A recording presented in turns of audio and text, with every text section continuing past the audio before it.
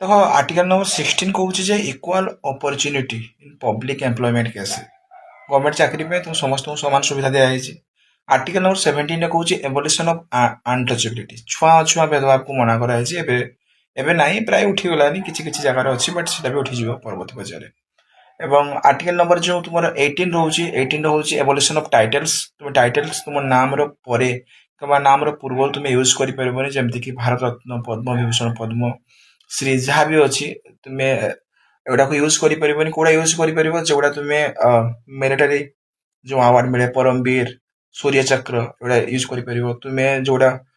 निजे पढ़ी पाई जमती कि +2 +3 पीजी कलापर जो डॉक्टरेट मिले डॉक्टरेट तुम यूज कर तुम तुम नाम पूर्व नाम केबे भी तुम्हें एगुड़ा कौन टाइटल यूज कर this is the part 3 video आम पार्ट 4 वीडियो निकल आसो।